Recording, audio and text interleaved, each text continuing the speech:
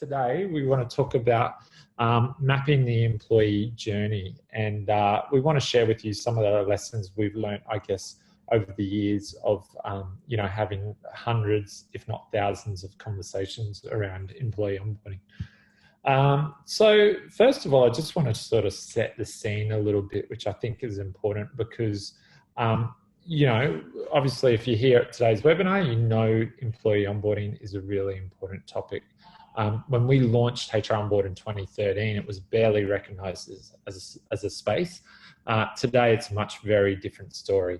It's very topical, and employee onboarding is seen as a discrete and separate part of the HR life cycle. I think one of the questions we get asked a lot is, why has onboarding become such a thing? I think there's a couple of reasons. One is just competition for talent and good people. Employment levels are really low.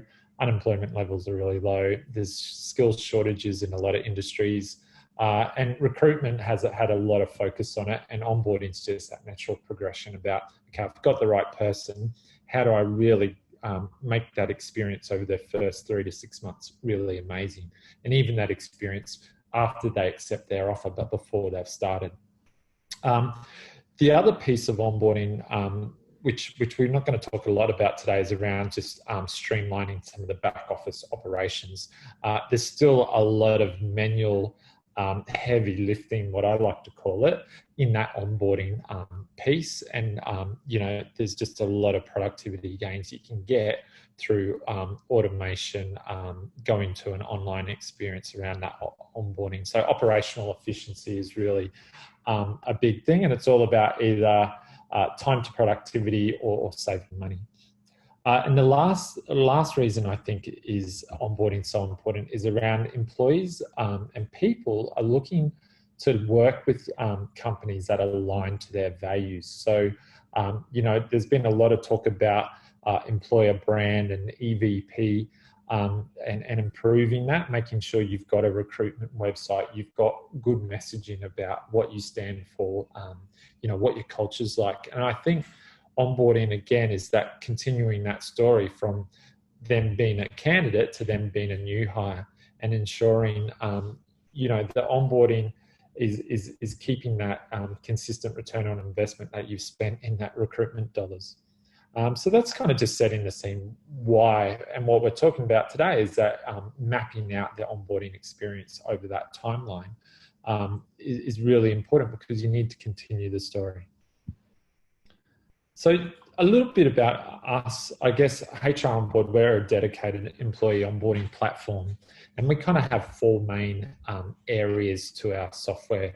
The first area where we started with was around job offers and getting that, and you might call that pre-boarding, but it's really enabling going from a verbal offer to a formal offer really quickly and getting that out to the candidate in 5 or 10 minutes, but based on your business rules, with all the packaging around contracts, additional forms, collection, all that, based on your requirements and your country requirements either as well. The next thing we're going to focus on today is really about the interactive onboarding. So assuming you've accepted your job offer, what happens now? I've got 4 weeks to my start date. That's when you can start this interaction and this journey with the new starter and start introducing them into the team and the culture that they're going to be joining. Based on a lot of customer feedback, we've kind of gone into post-onboarding, which is still really suited to what our software does, but it's around what we might call cross-boarding, which is role transitions, internal transfers, or even when you talk about employee engagement and journeys, we're starting to do things in terms of return to work journeys for employees, whether that's from parental leave or they've had an injury and they're coming back to the workplace after 12 months. And finally, we do the offboarding piece as well, both from an operational transactional point, but also from an engagement point of making sure employees leave with a really good taste of your organisation, and that they're still the ambassador for your organisation. And that's really important, particularly if your organization is a consumer-facing organization, you want those employees to be great brand ambassadors for where they worked.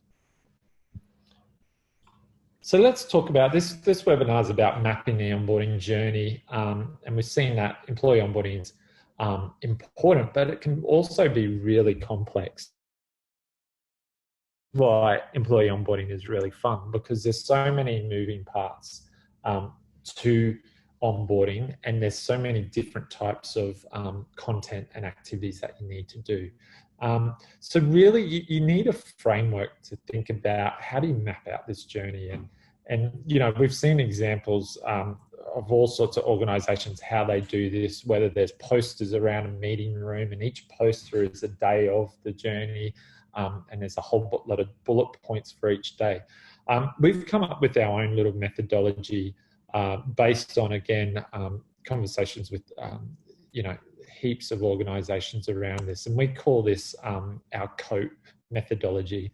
And really CLOAK is an acronym for culture, objectives, administration, and team. And I'll go through this a little bit. And what we're saying is there's sort of 4 categories around which to structure an onboarding program. Culture is really important. That's the first one. And that's all about how are you putting your values, your vision, and your culture forward. Not just of your team, but also of your company, sorry, but the team that they're joining. And we talk about this kind of ability to, when you're mapping out an onboarding journey, you've got to have that zoomed out sort of approach about holistically of the company that they're joining and what that means. But it's really important then to zoom down into that, either that functional area, that location, or that team, and have that personalization there, because there's cultures that are very different amongst functional teams. Like a sales team is a very different culture to a dev team. And I know this very much because I work across a lot of teams, and you see that. So you want to understand what, you know, even things down to terminology, rituals, those sort of things are quite different amongst those different teams, those cultures. The next area is around objectives or even expectations around a role. And this is about ensuring that the new starter understands their position in the organization, what their role is, and also importantly, what their career progression looks like.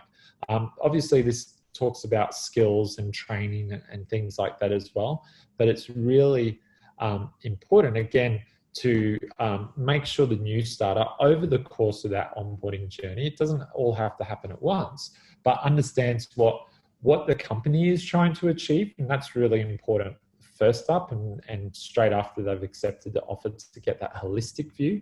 But then again, you start to drill down and focus down onto the team or functional area and then their particular role. Other parts of this is around career pathing, and you know, as a new hire, I'm starting in a particular position as a marketing coordinator. Where does that lend me? Like, where can I go in this organization and outside? What are my career options? Having started in that role, where could I go into? And we've seen people in, like, for example, a marketing role, they can go into product management, they can go into specific areas of a marketing area like digital or content. There's a whole, they can go into PR, there's a whole bunch of areas they could go. But you need to give your new starters some of that understanding. The other big category is admin, and you know, there's so much admin in onboarding. Everyone understands it. This is around, you know, data collection of the new hire. This is about system provisioning. This is about compliance tasks that they need to do. So required training and learning they might need to do. There's so many of these tasks, and again, we have a lot of experience in, you know, covering a lot of that admin with our onboarding software platform. And finally, the last piece in the puzzle is team. And this is probably the most important in a lot of respects, is how do you integrate that new starter into the team and the people they'll be working with? We like to say onboarding is a team sport. And I think onboarding is kind of emotional, because everyone remembers their first day at a job and how they felt. And I think that's one of the biggest things you need to understand is, how is your onboarding experience going to make people feel? And we'll talk about that in a little bit of detail as well. So you know, these elements is to create that amazing new hire journey. It involves all those elements and weaving them into a tapestry over that period. So let's talk about sort of the periods. I know this is a big slide. Usually if we're doing this in person, lots of photo cameras come out and they take pictures of this slide. But this is an example, I guess. And you know, obviously onboarding is going to be, again, personalized to your industry and to your organization. But here are some example components of what that onboarding journey map looks like, broken into a couple of big time periods. And the way we break it into usually is before the first day, like from basically accepting that offer until their start date. We treat the first day as special because there is elements there you need to be doing, and then after the first day. Now, a lot of organizations, it depends how long after first day goes for. It's up to you. Ours is kind of 6 months, which is end of formal probation. Others might go up until the first anniversary because that's when, you know, that special new hire period ends and you're starting to repeat yourself on an annual basis. And then other industries like retail, they're onboarded after the first couple of days. And we have customers like that. You know, I think of places like Boost Juice and things like that. You know, once you're on the job for a couple of days, you're good. Okay, so let's drill down into just before day one and some of the things there and have a look at what's there. There's a lot of admin focused in before your first day, particularly around offer acceptance, getting everything ready so that when the person arrives on first day, everything's there for them. And definitely with the studies we've done and the feedback we've received from new hires is sort of the onboarding hygiene, if that's what you want to call it, has a huge impact on the emotional experience of a new hire. And I think you need to get your foundations right.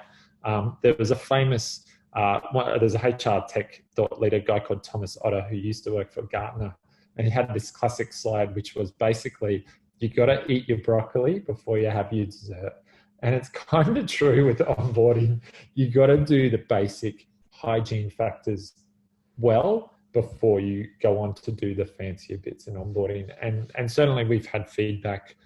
Freedom, one of our customers, they were giving these cool shoes out to their new starters on the first day, like they were branded Converse. They were really cool. But while they were appreciated, they still had really bad feedback from their new starters. And it was all around that.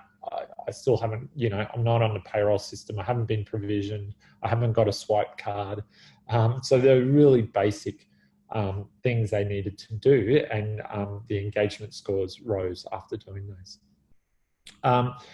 The other piece here, and again, as I said before, some of this is kind of high level and streaming that continuity from your recruitment messaging and what you were doing. Other good things here to do is start to give a bit more detail and sort of open up the kimono a bit, because at this stage, before day one, they've formally accepted the job offer. So you can now start to reveal a bit more company information. If you've got a CEO video that you do, or some sort of video you do, you might have now a restricted one that you want to share with employees, but you might not share with candidates and recruits. So this is a good time to do that.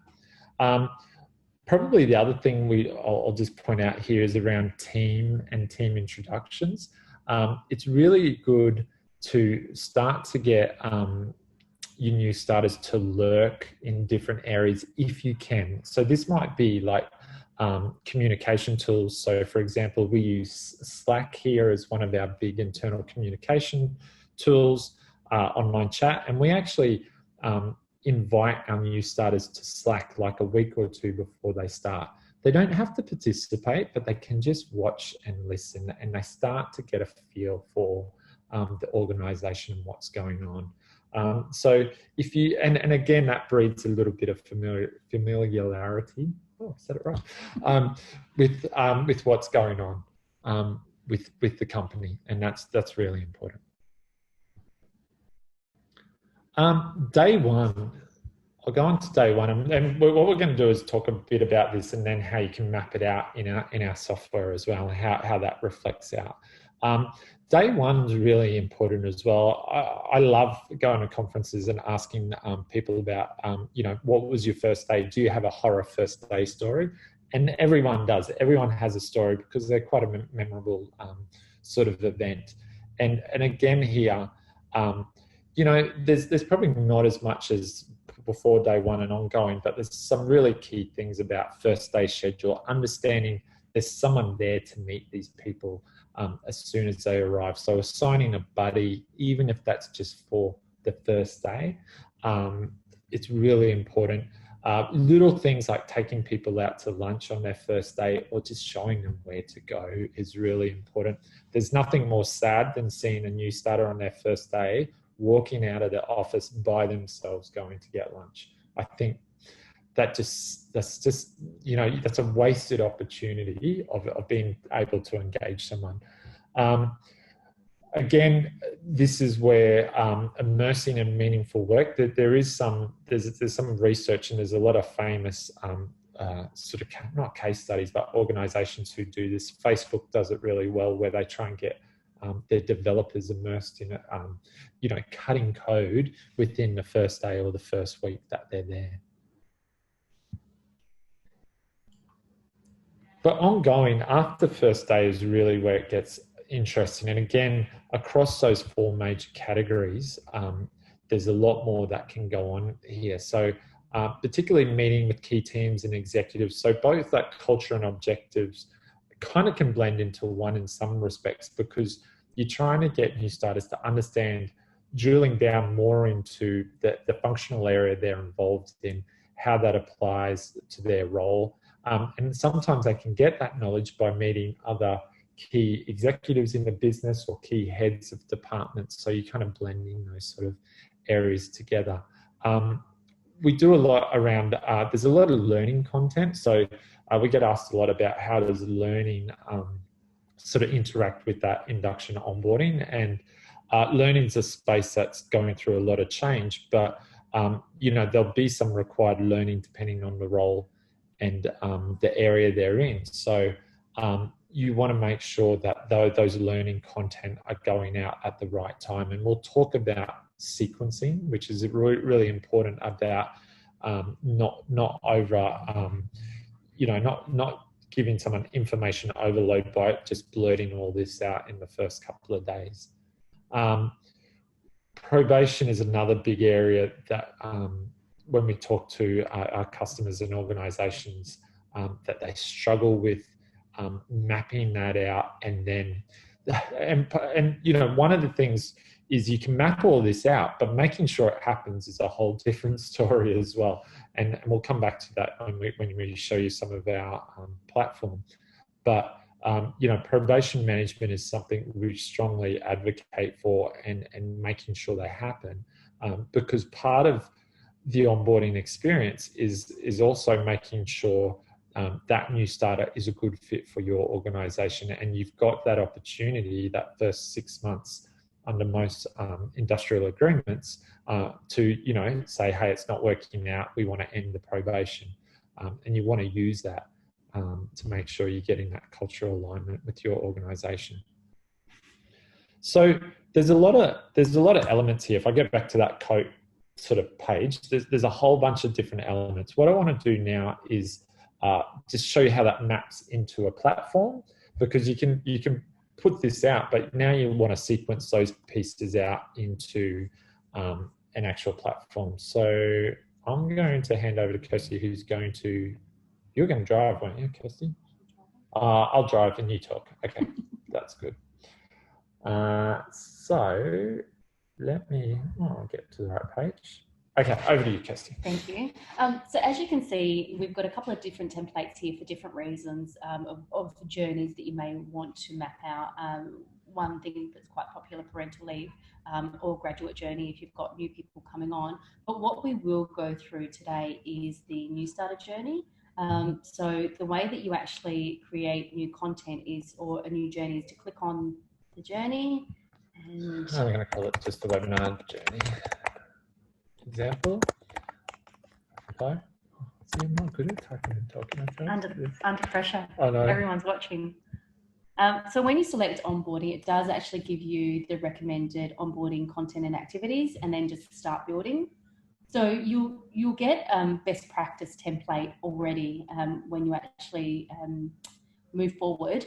And what that is essentially that's the framework. So this is a lot of information about us, who we are at HROnboard, but it's essentially just removing our content and putting in your content. This, sorry, just to update. So what we've done now with this, because what we found, talking to our customers, is they really struggled to just have a base working journey map. And a lot of organizations will have this 100-page PDF document they give to new starters. So this is now fairly generic, and it's kind of suitable, so you can just change it now. We started to take out the sort of about us type of things. So before the first day is all about, introducing your new hire to the organisation. They probably have done a little bit of research about the organisation, obviously, prior to their interview, but it's really drilling down of who we are as an organisation, what we stand for, and any of those things that you need completed. So you can see in this this example or this template, there's a little bit of security awareness training. I've spoken to some businesses that like to have information on social media that, before they start on day one, what they can and cannot say on social media. So this tends to change as trends change. So you can actually go in and have a look at the best practice as we update that as an organisation. So if we then scroll down to the... sorry, I was going to just show you a content. Sure, we'll show you a content card. So it's really easy to build these out yourself. And the easiest way is to drag and drop. So pulling the content from the left-hand side, drag it and drop it. So I'm not a technical person at all, and I'm able to build a environment myself. So I'm pretty proud of that. And it's really from here, just filling that information out. So the things that when you're building out a journey, what information do you want to send, and then what's that sequence? And when do you want to send? When do you want to send it? Yeah. So before their first day, you don't want to overwhelm someone. So as you can see with the placements of these, there's a lot on journey run. So that's when they receive it the first time. Then it's 7 days before, 5 days before, 2 days before. You don't want to overwhelm someone before they've started, but you just want to keep, checking in with them and, keeping that excitement going for day one. And this is giving the new starter little nudges and notifications when there is new content. Okay. That's right. So they'll receive an SMS as soon as they've got new content to view. So that nice reminder, in their mobile phones, which everyone is in these days.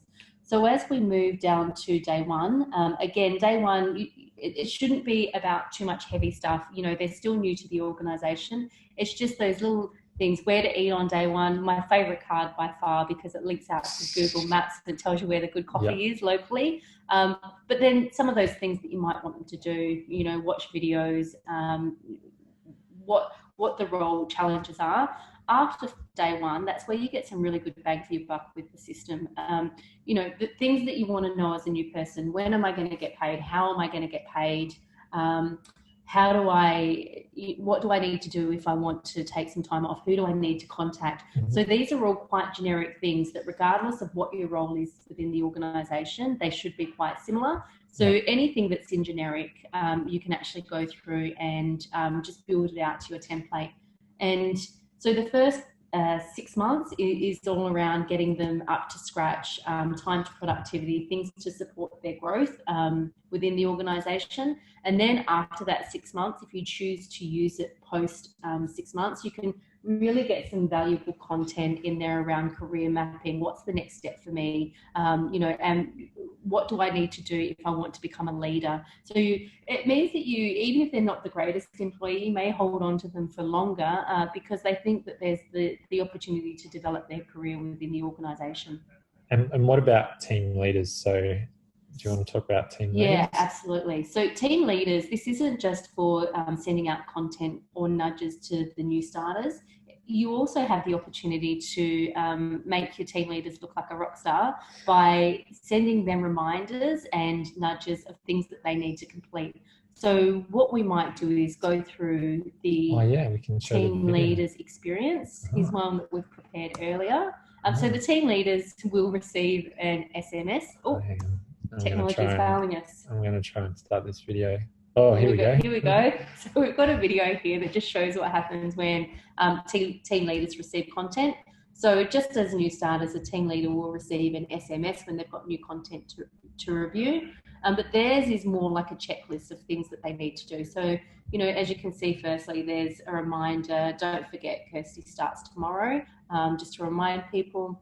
A great part of the tool is you can add it to your calendar. So if you don't have time to do this right now, you can set a time to actually go back and complete that later, which is really helpful. You can also, you're prompted to leave your own welcome message. So as the new starter, they'll receive a welcome message from their team leader. And it's really nice and simple. Just by the click of a button, we'll send that personalized welcome message. And any of those other things, this one's quite simple and it's all before day one. But post day one, you will book in your bi-weekly meetings, probation discussions, and those types of things, so that you're reminding your team leader along the way of the things that need to happen, so that the employee feels like they're valued and knows what to expect. And I'll just add there, one of the cards we have or tasks we have, you'll see any card in our journey that's allocated to a team leader has that little icon. And we kind of got this idea of Google, and it's in our default template. So Google implemented a thing called a just-in-time reminder for team leaders, where the day before the new starter starts, they send them a notification, which just basically says, hey, Kirsty, Peter's starting tomorrow, a few things to remember. And it was just 5 simple things. And Google tests and measures everything. And they found just that simple reminder boosted from their feedback surveys for new starters, had like a 30% uplift in new starter engagement, because team leaders who are busy, distracted, sometimes don't care. But that little prompter just the day before they were starting really had a massive impact on the engagement. If we can just have a look at the streams tab as well. So one thing that we try to do is build out a generic workflow for you, which is that regardless of what area you're in the business, everyone will get that default stream. Yes. But then you can go in and get really tailored content for your different areas. So for an example, if you've got people starting in sales, 3 months in is probably a really good time to start sharing with them what are the most common objections and how do you overcome them. How do you enter in an opportunity into your CRM? What's the, some of those really basic things that will help them, but also time to productivity. They're going to get up to scratch quicker. They're not going to be asking as many questions around those, and it's just time reminders. So at 3 months, by 3 months they should be across all of the content or the product that they're selling. So now let's go back to the sales skills, and the same for any area of the business. So if you're thinking about tech support or customer service, how do you manage difficult customers, or if it's warehousing, what are the most important things that about 3 weeks in that they've probably forgotten that they need to be reminded to. So it's really supporting your induction. It doesn't take the place of whatever induction you have, but it's supporting those and reinforcing those messages so you get better outcomes, and you're setting your employees up for success, and that will be shown in their productivity will be a lot higher, a lot quicker. Yeah. Okay, I might just move to the new starter, what the new starter sees, because I mean, we've shown the builder and how you map that journey out. We've shown what the team leader sees. Do you want to talk a little bit about this? And then I'll answer, there's a couple of questions coming in, I'll answer those. Sure, so this is the employee experience. So just like the team leader, they'll get an SMS when they've got new content to view. There's a couple of different things. So there's things that they need to complete, which are tasks that they need to go through and mark off as complete. On the plus side, in the background, what's going to happen is you're going to get, there will be a report where you can actually go and see that these have been completed. So this may be compliance, or it may be booking someone in for a coffee, as you can see. Then we have things that you need to know. So this is where you can put some of that really nice engaging content. about who you are as a business, the values, but also that micro learning stuff. So, you know, what do I need to know? Not to overwhelm someone, but by day 4, there might be some content that is relevant for them in that area. So there's a lot of content you can put in, but it's why this organisation, why would I stay here rather than go somewhere else? What are the benefits, salary packaging? You know, I know that there's a lot of passionate people in HR that want to be able to, you know, use their flair and passion for their employees. And this is where you can really showcase some of the key initiatives that HR put together. Yeah, awesome. Okay, yeah. Sorry, the last tab is the feedbacks and questions. Oh, yes. So this is just a nice way. It really means that HR have a direct line of communication with the employee. If they have any questions or feedback about, you know, their experience going through the app, they can put it there. You may get other questions like where to park on day 1, which is a good reminder to then jump in and actually go through and add a card. Yeah. So it allows you to go and, you know, refrain your onboarding. So we've had a few questions just about personalization with streams and visibility, about who can see what's going on. So I might just go back to the builder. One of the things about when we talk about streams and how people get allocated to different streams, if you're using our whole solution with sending out the job offer through HROnboard, you can set up your business rules about, you know, depending on the job type or the location, they'll automatically get added to either a location or a functional stream, and that's quite common. The other piece about then monitoring what's going on with these new starters. So I'll just refresh this because it should say my activity was pretty soon. What you can do is you can drill down into a particular new starter's journey and just see what's going on. So we were looking at my journey. So I was last active in that journey 2 minutes ago. So these are all the people, all your new starters. We give an engagement score against people are kind of doing well, needs attention or could be better based on their activity against that new hire journey. And you can drill down into that person's journey and see the timeline of events of what happened over that time. So for instance, these are all the things I've viewed and looked at in the cards. And if I go to today's date, you can see I've still got some content still to go out for my journey. So something's coming up in 2 weeks. I can see what that content is going to be. And that's coming off the default journey template, but you have the ability to either to personalize that journey for a particular person. So we allow a number of different ways to personalize employee journeys at a location, at a job level, and then even an individual level, which is sometimes really important for key positions. Like if there's executives who are coming in and you need something just particular for them that they need to know about. And you can really drill down at that level. And we didn't want to go into too much of the product today, but we wanted to show where that relationship between, you know, journey mapping at a conceptual level, how that then reflects back to an actual product level. There's just another question coming in that I'm just reading. Do not check this off and complain about the volume. Okay, so we have a number of reminders and tasks to complete, but hiring, mapping and new employees frequently do not check this off and complain about the volumes of notifications. That's, and this is a really good question by Jessica. There's 2 parts of this. One is about just interruptions and notifications. And part of, actually, I might just go back to the webinar because we've got the last slide that talks a little bit about, it's going to play. Next slide. Part of the tips about journey mapping is about avoiding information overload. I'll start in the middle. Because what we find is while you want to drip feed out this, you want to do it in bursts, because if you're sending out something new to a person each day of the week, they'll get a notification. Now in our system, that can be an email or a text. and people can get really annoyed if they're constantly getting a text message, particularly text messages, because it feels a bit more personal. So you know, they'll start to get notification fatigue. So it's really important to group those up and time it. The other part is about engagement or participation.